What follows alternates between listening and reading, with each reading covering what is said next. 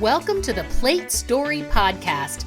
I'm Trista Polo from iwokeupawesome.com, and I am your host.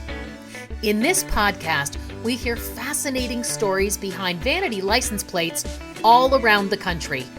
We also get to know a little bit about the drivers behind those plates.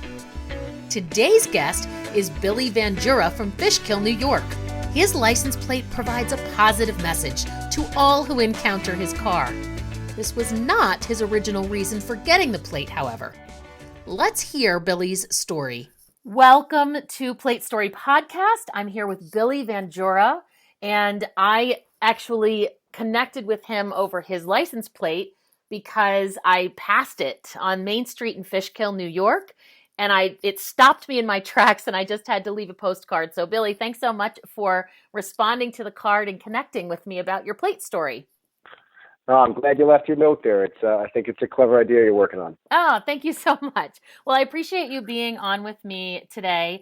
And I'd love to just delve in a little bit about your license plate and how it kind of came about, why you chose it. So tell me a little bit about it.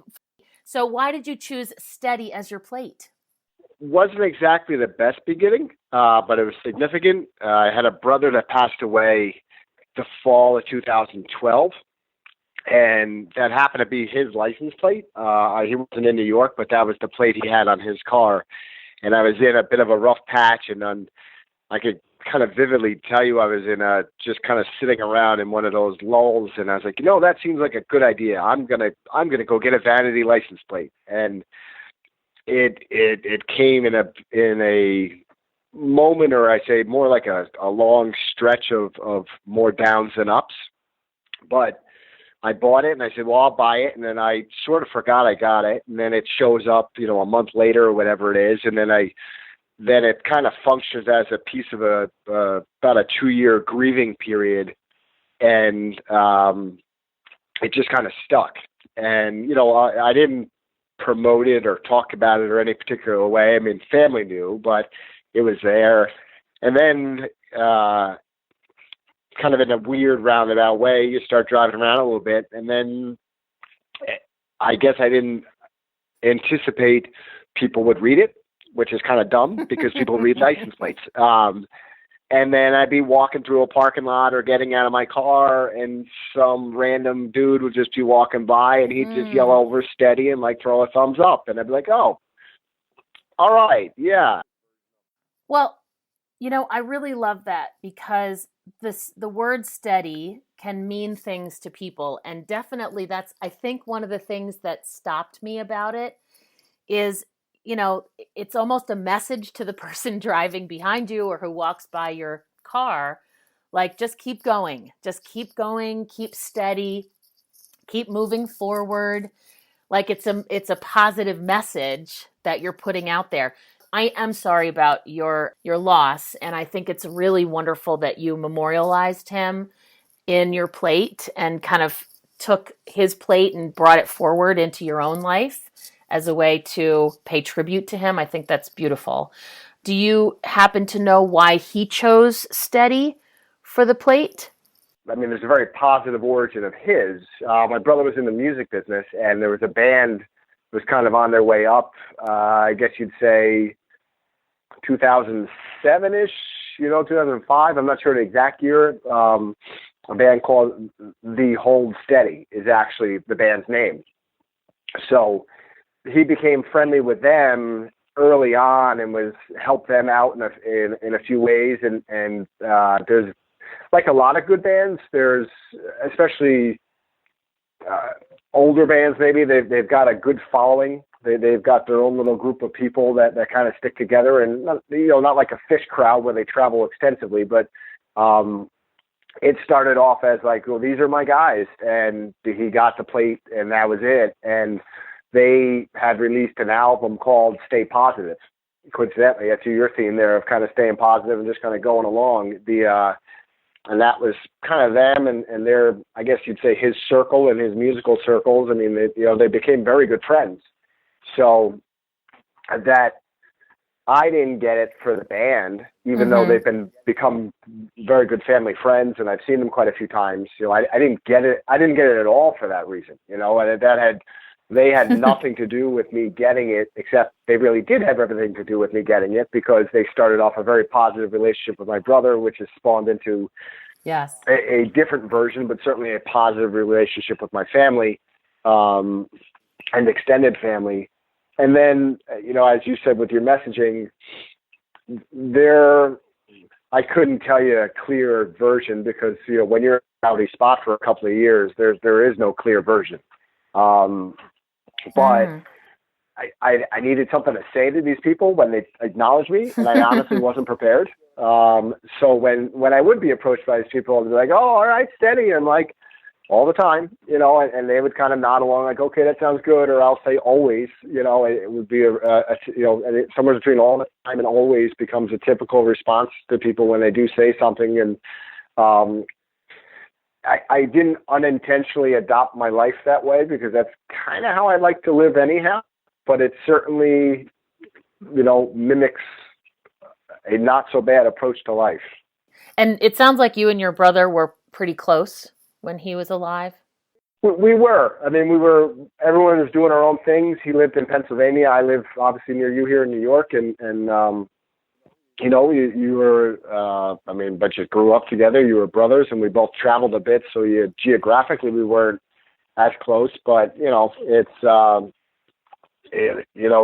certainly a good relationship. And I suppose everybody deals with loss differently. You can take it on a positive turn, or you could let it drag you down. I've seen both, right? And I prefer to take the positive turn, because nobody's coming back, not yet at least, right? We haven't figured that one out. So you might as well stay positive with it and keep moving along. Absolutely. And I'll just one more thing about your brother, and then we'll move on. What's one thing that you loved most about him as a person? It was something I didn't see at the time, but he did. Nowadays, with pre-2012, there was certainly social media, but not the way it is today, right? So you couldn't see, if you follow enough people online now and you catch them early on whatever platform you spend your time on, you could watch their ascent, right? You can watch their thoughts mature. You can watch their blog posts get better and things like that. He didn't have that luxury because the space hadn't matured yet, but he had pulled off what, routinely, and I'm not in the marketing world like you, but you routinely read success stories and articles about people putting together audiences and email lists and things like that. He had actually done all that before there really was before there were the tools.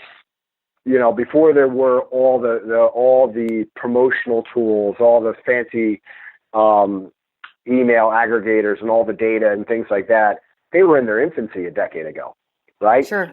So he was doing that 10, 15 years ago, just rudimentary, and it's funny, it still exists today, right? When you're in a market or something like that, and they ask you to write down your email address, right? But he was doing that when that was the thing, and managed to build up a following and a brand around it, pre-tools, which always kind of leans in the back of me a little bit when I watch these people trying to build an audience and get frustrated and do things. And I'm sitting here saying, how easy it is? Like, it takes work. It still takes persistence and time, but man, you've got tools now. Like, there are people doing this, and he wasn't the only one, I'm sure, but there are people doing this 10, 15 years ago that didn't have the luxury of all these tools. Absolutely. And they just had to grind it out in smaller areas. And in his case, you find your niche. I mean, that was one of the bands, and there's been a few others. Like, he kind of gathered a small reputation for getting very good at getting bands just before they broke. And like one of the, it's probably their last small show they played, a band called the Lumineers. One of their last small shows was with him, where at a venue he was running, because that, I think a few days later they were at the Grammys or won a Grammy, right? So that was it. Like they weren't coming back to the small club circuit after that. So now the little things like that you learn to appreciate is that the work people put in before there were really the tools and the resources, and that it was as accepted. Now this is just what you do. You build an email following, you do certain things. There were people doing it well before all the fancy gurus and marketing books were out there. Yeah, for sure. And it sounds like he really knew how to promote and how to identify talent before it was known. And those are two really great skills to have. Yes. Well, thank you for sharing a little bit about your brother. I appreciate that. Now, you said that people stop you in the parking lots and things like that. So clearly you have had to kind of figure out a little bit of an interaction about your plate. But does it change how you drive ever? Like knowing that people can see your plate, they can read it easily. Does it change how you interact on the road? So the thought does come across fairly often because, I have a very basic, silver Subaru Forester, which there's a million of, right? But, when you've got a custom plate, I don't want to say it makes me a better driver, but I'm certainly more aware. I won't say I'm a better driver now than I was, 8 years ago when I got the license plate, but I think having a custom plate, you sort of have to be more aware, not from a reputation standpoint, just more from if I do something wrong, it's a bit easier to remember who did something wrong. Yeah. That's kind of my viewpoint on that. Right. But I agree with you. Having a pretty indistinct car, the license plate definitely makes it stand out more. Oh, yeah. Absolutely. So where would we be most likely to see your plate, driving around or parked? I mean, Dutchess County, I guess, in theory, is where I do most of my driving, say between, Poughkeepsie and Fishkill and Hyde Park area. A new venture's got me driving, up into the Albany and Utica and Oneonta, out into Delaware County. So mostly New York. A few times a year, we try and do a couple of road trips. Nothing crazy, deep down into Pennsylvania or down to DC. I always find that the interactions, I don't know that I've ever had any real heavy interactions out on a highway or driving as much as in like a parking lot. Mm-hmm. I think, but I have become that guy to my chagrin is that if I catch a good plate out there or like somebody doing something interesting with their car, I'm totally the guy that's going to, if I can safely drive up next to you and give you a little toot and a thumbs up, I'm in. Because, there's something beautifully American about a ridiculous, license plate or, furniture hanging out in the back of your pickup truck. Or there was one, I forget, there was around our way to the city, and there was a Volvo wagon. Again, a very typical Volvo wagon. There's a lot of them out there. And this human being had piled their stuff up and strapped it down, and the inside, there was just room for her to be driving. And wow. Good. Listen, maybe there's a terrible circumstance. There could be, but that doesn't understate just how ambitious it is, assuming the plate was from Maine, right? So if she was really coming from Maine down to New York City, the way that vehicle was strapped up, you got to admire the ambition. I guess I'm a little bit more aware when it comes to license plates or slightly unusual stuff where I'll certainly try and get the kids to appreciate even if they're a bit embarrassed. Now, you've mentioned a new venture, and we've known each other in business networking circles for a long time. Tell me, what are you up to these days professionally? I'm still in the insurance business. I was with a large company, then started my own operation, did some things well, built out some new initiatives, folded my company into another one, recently sold my share in that company so I can go off and expand on some of those initiatives that were working well. So it's still going to be in insurance. It's still in the realm. The very simplest line is I'm good, and the people that are going to be around me are going to be good at helping people buy insurance. Is there somewhere we can find some information about what you're creating on the internet? It's Birch, like the tree, BIRCH, Yard, YARD.com. Awesome. Well, I wish you a lot of luck and success with it. And I will definitely check out the website and learn a little bit more. Sounds good. Thank you very much. Yeah. So just a couple more things about you. You know, we talked a lot about your plate. What are you reading right now? What book would you recommend? I do read a bit. I try and be a little eclectic. I mean, it's more heavily towards business stuff because I find it interesting, but I've done some good history right now. I was gifted it at Christmas time. It's called Young Benjamin Franklin, The Birth of Ingenuity. So if you're, I guess the term is the origin story, right? If you were, like the Marvel or the cinematic stuff, there's always that origin story. This really focuses on a couple of hundred years before he was born, tracing back his family history and trying to find the ties that, what are the circumstances that set up him being born in Boston and the family and the relatives around it and how it built him up. And I'm near the end of it. It ends well before he's anybody of any historical significance. Oh, the okay. book. So the book stops well before the revolution and things like that, right? So it's amazing. I mean, it is just a tremendous historical archive that, this human being really must have dove deep to find records from the, 1500s and 1600s and deep in England and stuff. And that's what I'm reading now. But I mean, the last book before that was, I think, and I don't put them on my shelf in any particular order. It was actually a pretty neat business book that an old colleague of mine who had actually pushed me back into reading, so I still owe her a debt of gratitude there. She was taking a course, and part of the course was a book called The Art of Woo, WOO. Oh, yeah. That was quite good as well. I mean, there's probably similar stories about negotiation and how to set up situations in other books, but I thought that was fairly good. That's great. Now, clearly you read a lot, and I would say that probably helps you with your success, but what specifically would you attribute your success in life and in business to? That's a completely loaded question. I think one of the key things is knowing that your success isn't my success. Meaning, I can embrace and enjoy and appreciate your success, but whatever you deem to be your version of success is exactly that. And I slip from time to time where I look at people that I look at the tools and the resources I think they have, and I'm like, why aren't they doing more with that? And then I remind myself, it's fine. As long as they're doing what they want to be doing and they're happy, it's really none of my business. So as being very clear on what I'm trying to do, that I am not trying to take from anybody, or I'm not trying to make anybody's situation any worse.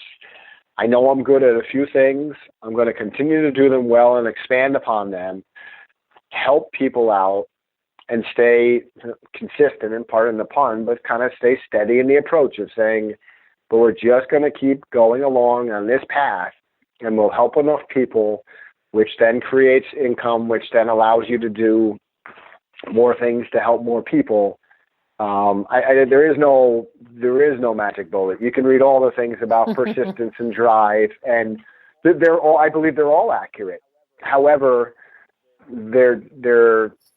they must be specific to the human being or to the situation. And that's where I think I'm completely imperfect in this respect, but it's something I continue to work on, is saying, but how does that pertain to my situation?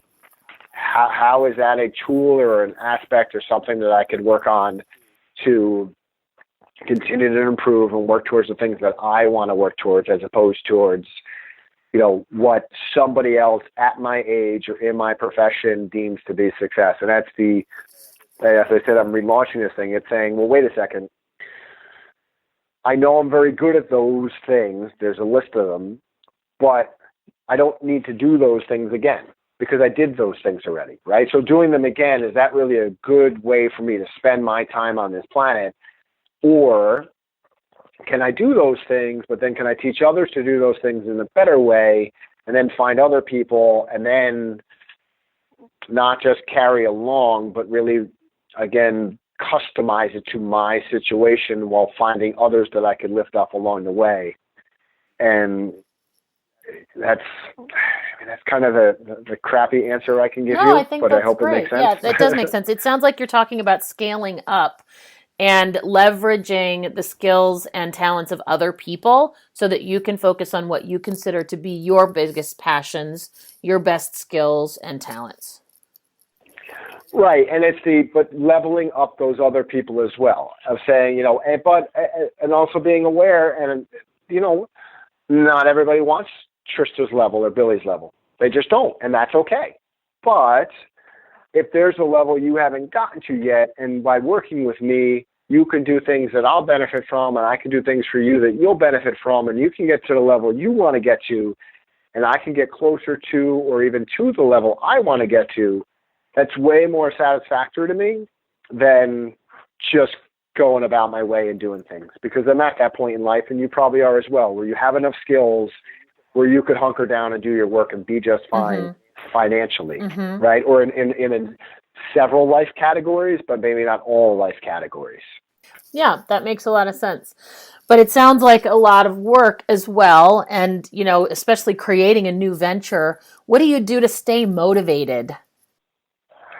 I think it's a really dumb expression, and it's absolutely true, right? It's a Zig Ziglar, right? It's like bathing. You don't bathe today and think you're clean tomorrow, right? You have to refresh daily. I think I'm not perfect with reading every single morning, but resetting your brain every day is fundamentally important. And I think what you're speaking to is really important, and that's mindset. That your mindset gets to determine your course, not how well your day went or how poorly your day went. Because if you have a really crappy day, but your mindset is right, and you reset it with positive and powerful transformational kinds of things, whatever those look like for you, that makes all the difference. But you must take what you just said there, whatever it looks like for you, because this is fundamental stuff. This is science. This is not woo-woo. This is not guru stuff. This is stuff that goes back to the Greeks, right? To the earliest recorded stuff when they were figuring these things out and determining that they were working, and they still work. However, you do have to adapt them, but don't think you're going to overcome the fact that you get to do it once and it's going to work forever. That's just not how it goes. And don't think that my mantras are going to necessarily work for you. I could tell you using the word steady works for me, but what's that going to really do for you? Because that's my mantra, not yours. And so that's how you stay motivated. What do you do to stay healthy? The dog and I generally go out 2 to 4 times a week on various trails around the Hudson Valley, which there is no shortage of. And then there's a gym not far from my house that serves the purpose between the weightlifting and some machines, and quite frankly, balancing work schedules between my wife and I and a couple of kids. Sometimes, you only have 30 minutes, sure. But to that motivation point, but you still have 30 minutes. Yeah. Do what you can in the time that you have and be proud of what you accomplished instead of beating yourself up for what you didn't do. Yeah, but that's it. So I've asked you a ton of questions today. Is there one question that you'd like to ask me? From the license plate standpoint, what I've learned, I respect the ask. I respect the ask because there's a lot of truths out there in the world, and one of them is absolutely nothing happens until somebody asks. Is there I'd like to find 5 license plates today, or is this much more of a serendipitous situation as far as finding license plates for you? Oh, that's a great question. So the postcard actually, so just for anyone who's not familiar with what we're talking about, as I mentioned at the beginning, the reason that we're talking about your plate is because I drove by your car and I put a postcard in your door handle. And this is something that started out because necessity is the mother of invention. So I'm seeing all these plates and I'm like, I want to do this podcast. How am I going to get the person whose plate this is? So I created this postcard and I just had it in my car. The first couple times I walked up to a person's car, it was very nerve-wracking. There could be somebody in the car. If I touched the car, an alarm could go off. I'm taking a little risk because I'm going into someone's personal space even though it's their car out in public. I don't go onto people's driveways and onto their property. It's always in public areas. But it was a little nerve-wracking to do that. And it was funny. I was telling my husband that I put a postcard on a Tesla, and my husband said, well, Teslas have cameras and they record everything that happens around the car. And there are actually websites where you can post your Tesla video of somebody approaching your car. I guess approaching the Tesla, the camera turns on. It has a motion sensor. So anytime I approach a Tesla now, I'm like waving like, hi, please call me. So the postcard thing sort of was an invention out of necessity. How do I reach people? If I'm out and about and I have an extra few minutes between appointments or I finished early for the day, I will do something that I have termed plate wrangling, where I actually go out. I might drive through a Home Depot parking lot on my way home, or through a church parking lot or a grocery store, some public place, and see if there are any, and I'll place a few on my way home. So it's much more of a fun thing for me. A little activity I get to add to the Plate Story podcast process that I actually have come to quite enjoy. Yeah, but you brought up, you've taken a bunch of our conversation and just molded it all into one thing. It's the necessity, and it's funny, actually, as part of my Franklin book, like the Franklins invented the term ingenuity, right? So that's why we have that term, and that's from the 1600s. But it's you came up with a clever way, but the other thing that you said in there, serendipity needs fuel.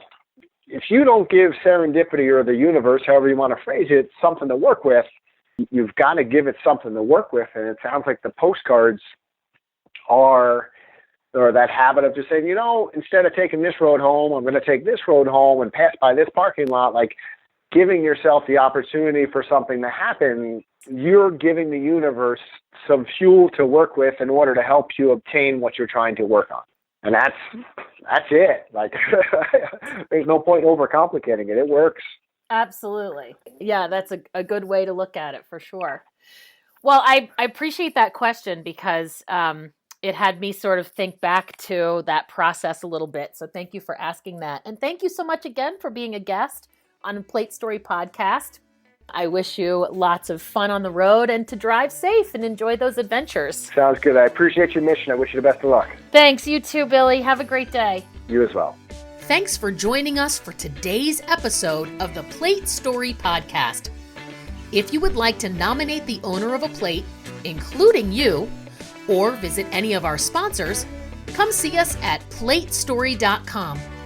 That's PL8STORY.com and give us the details.